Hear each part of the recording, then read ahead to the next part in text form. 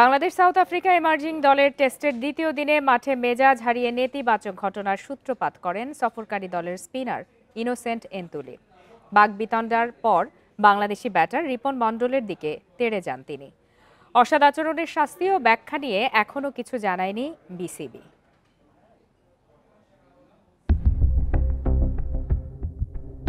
Cricket মাঠে হাতাহাতির এমন উচ্ছৃঙ্খল আচরণ এর আগে দেখা যায়নি। ভদ্রলোকের খেলা ক্রিকেটে মুখের স্লেজিং অনেক চলে। অস্ট্রেলিয়া, ভারত, ইংল্যান্ড সহ ক্রিকেট প্লেয়িং সব দেশেই কম বেশি এর চল আছে। মিরপুরে ইমার্জিং দলের সিরিজে সাউথ আফ্রিকান ক্রিকেটার ইনোসেন্ট এন্তুলি যা করলেন বাংলাদেশি ক্রিকেটার রিপন মণ্ডলের সঙ্গে, তাতে হতবাক ক্রিকেট ফ্যানরা। ঘটনাটি ঘটে বাংলাদেশ দলের ব্যাটিং ইনিংসের ১০৪তম ওভারে। প্রোটিয়া বোলার এন্তুলির করা প্রথম বলেই এগিয়ে এসে ছক্কা হাঁকান রিপন মণ্ডল।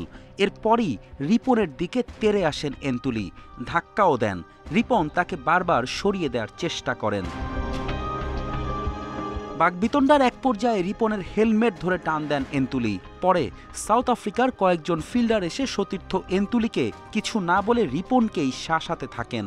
পরিস্থিতি নিয়ন্ত্রণে আনতে বেগ পেতে হয় ফিল্ড আম্পায়ারকে।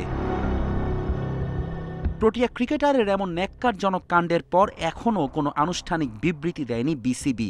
বাংলাদেশ ক্রিকেট বোর্ড থেকে জানানো হয় আম্পায়ারের দেয়া রিপোর্ট পর্যালোচনা করে সিদ্ধান্ত নেওয়া হবে। এদিকে মিরপুরে দ্বিতীয় দিন শেষে বাংলাদেশের ৩৭১ রানের জবাবে সাউথ আফ্রিকা ইমার্জিং দলের সংগ্রহ ৬ উইকেটে ১৫২, পিছিয়ে আছে ২১৯ রানে। ফেরদৌস ইসলাম, ইন্ডিপেন্ডেন্ট নিউজ।